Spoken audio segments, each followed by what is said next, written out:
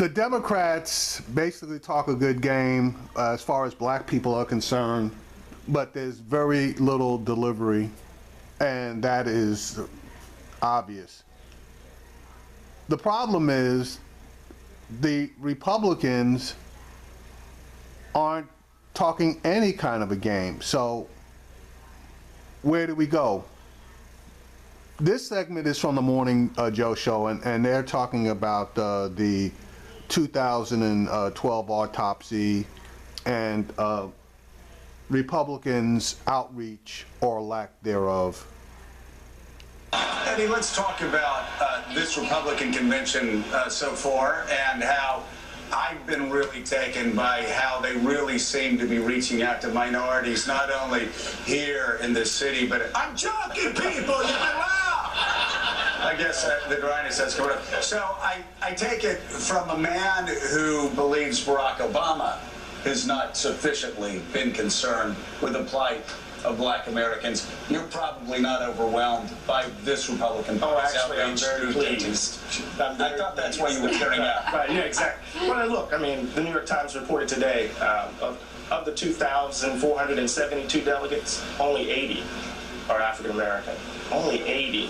Right. And then when you think about George W. Bush and you think about the rhetoric of compassionate conservatism, and you think about where is compassion in this convention, right? When I listened to Rudy Giuliani, I was already angry with Rudy Giuliani.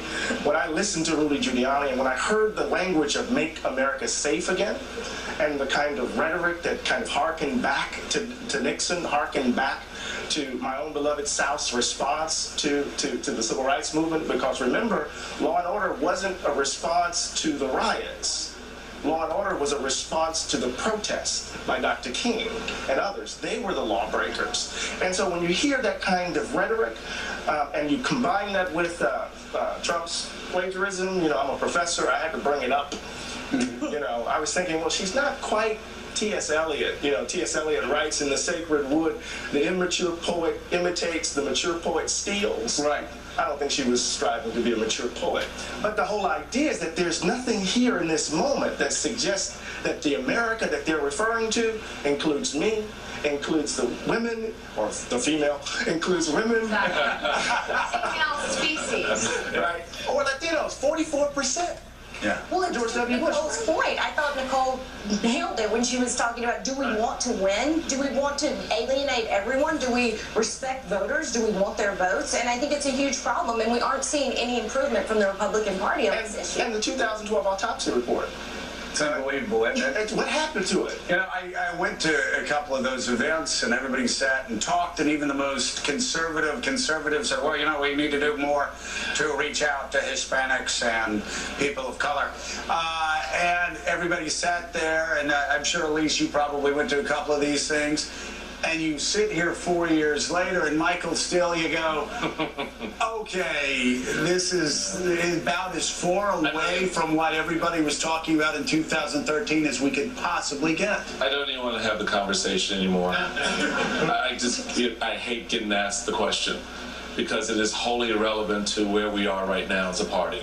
It is, I said when I was chairman, really one of the first meetings I had with every state party chairman in the country and their national committee men and women, I said, please don't look to me as the first black chairman to bring black folks into the party, because I don't live in your community. I don't know the head of the NAACP in Chattanooga, Tennessee. I don't know the head of the Urban League in Bronx, New York. You have to be the ones on that front line because you best reflect the party. All right? So if you open up your heart and the doors, they'll come in. If you build a wall, so to speak, they won't. And that's the reality that the party's faced with. So please, if you see me, don't ask me how we get black folks in the party. You tell me what you're doing to bring black folks into the party. You tell me what you're doing to bring Hispanics, and I'll get behind that. And Willie, of course, for Republicans, it seems to me the tragedy of all this is politically, at least. Tragedy may be a bit melodramatic of a word. This was a party of Lincoln. This was a party that Dwight Eisenhower did very well with black voters. Richard Nixon, even in 1960, if I'm not mistaken, 30%, 35%. it doesn't have to be this way forever. It has been this way for 50 years, but this party seems to be bending over backwards to offend, quote, the others. This has been a campaign about the others. Well, you have the rhetorical side of this campaign, which is you're hearing here at the convention, which is Hillary Clinton's a criminal. She should be locked up. She'll be a bad president. Does the Melania speech thing matter? But then there's the math, which is where the election is decided. And if you can't win more than 14% of Latino voters, which was the poll this week from NBC for Donald Trump, you got no shot. And that was the argument in that autopsy report, was that Mitt Romney was in the low 20s. If we don't get that up into the 30s or 40%, there's nothing else matters.